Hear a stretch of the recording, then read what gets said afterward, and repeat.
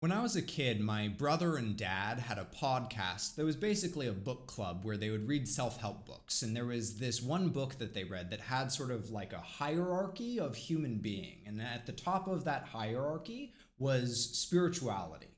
And I remember as a little kid going on this podcast, because I was an atheist at the time, and arguing with my dad and brother about this because it really hurt me that it seemed like this book was saying that those that did not have some sort of spirituality were somehow lesser than those that did.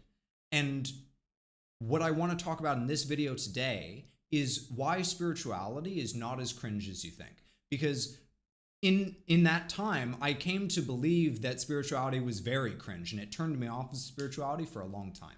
And I think that I've come to a better understanding of what the book was actually trying to say. I still think it was poorly expressed, but what the book was actually trying to say, and I want to try to break that down in this video today. So the way that we're going to do that is we're going to talk about, first of all, why so many people get turned off of spirituality, the way that I think about spirituality, and what spirituality does for people. So my name is Sean. I'm a mental health coach. I work with 40 plus clients a week, and I've helped a lot of them inform their relationship with their spirituality, improve their relationship with their spirituality. And that's across a whole bunch of different religions, spiritualities. And so the first thing that I want to get into is that I think that a big part of the reason that so many people get turned off of spirituality is because oftentimes when people have a spiritual experience and then try to share that spiritual experience with other people, they don't necessarily meet those other people where they are at. So you'll hear things like, we're all one, the universe is nothing but love. And people who haven't had that kind of experience have no idea what they're talking about. And so it just sounds like gibberish or cheesy stuff that, you don't really connect to. And so that can turn you off of spirituality. The second thing is that a lot of religions will talk about our religion is the best religion. All the other religions are wrong.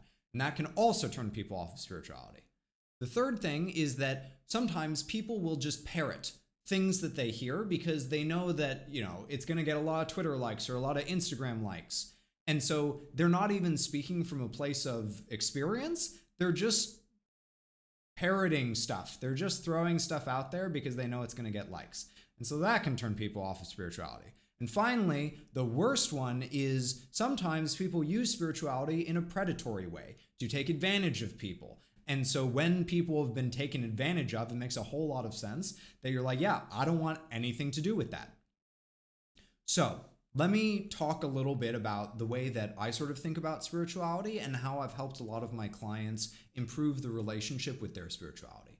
So the way that I think about it is that spirituality is just any way in which you understand the world. The word that I really like for this instead of spirituality is ontology. It is the way that you understand the world and the universe around you. It is also sort of the why of everything. It's like, why do I get out of bed in the morning? It's real hard to get out of bed in the morning when there's no why. So I have a lot of clients that I work with where their life looks really good on paper, but they're miserable. They feel like every day they get up and they feel like Sisyphus pushing a boulder up a hill only to know that it is inevitably going to roll back down the hill and they're going to have to push it back up again. And it's a miserable existence for them. And the way that I understand this, the experience that I've had working with clients, is that it's because there is no why. There's no ontology. There's no understanding of why they're pushing the boulder up the hill every day. And so what spirituality does for people is that it provides that why. It provides that understanding. And in providing those things, in giving people a reason to get out of bed in the morning, and in giving people an understanding of how the world around them is working and functioning, it provides a sense of security. Because just evolutionarily, as human beings, we don't like the unknown. When we have an understanding of what it is, of our environment, we feel more safe and secure. And so I think that spirituality really provides that for a lot of people. And because it gives you a why and a sense of understanding, it can also help you feel more fulfilled, which I think is really what the book was talking about. The book wasn't saying that you are a worse human being if you don't have spirituality. It is saying that unless you have some sort of framework of why you're getting out of bed in the morning each day and, how the world works, it is really hard to find fulfillment in your life. And it doesn't have to be, Christianity or Judaism or Hinduism. It could be science. Science could be a spirituality or an ontology. It could be some crazy, wacky spirituality. You could believe that there is an alien that lives on Mars and plays a Game Boy, and we are all just characters in his little game. You could believe that. All that matters is that it helps you to understand the world around you and that you genuinely believe it. It genuinely fulfills you.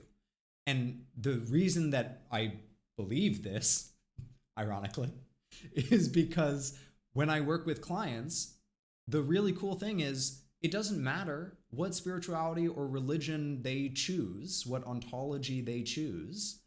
All that matters is that they believe it and that it makes sense to them.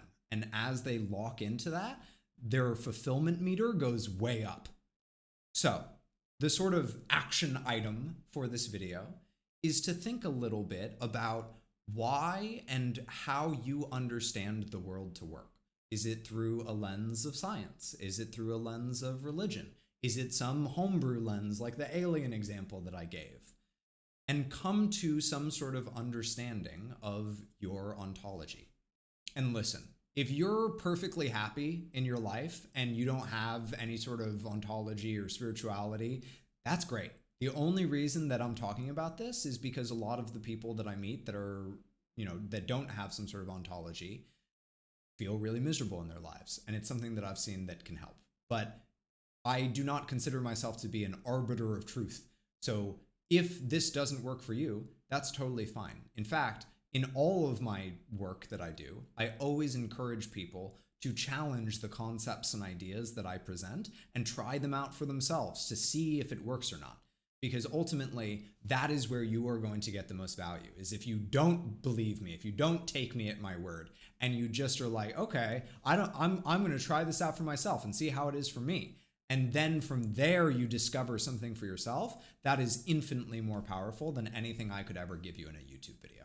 Mental health has all sorts of different facets, and spirituality can be one of them, but there are all sorts of them. And so there's a quick 2-minute quiz that you can take where you can just get some quick insights into areas that you might want to focus on. I'll leave a link down in the description. And the other thing is that if you want help figuring out what your ontology is, figuring out what your why is, there's a video that'll either pop up here or down in the description, depending on where you're watching this, that is all about sort of finding purpose and how I help clients, how I walk through with clients, finding their why. So if you're curious about that, check it out. Thanks for watching. Hope this helps, and I'll see you later. Bye.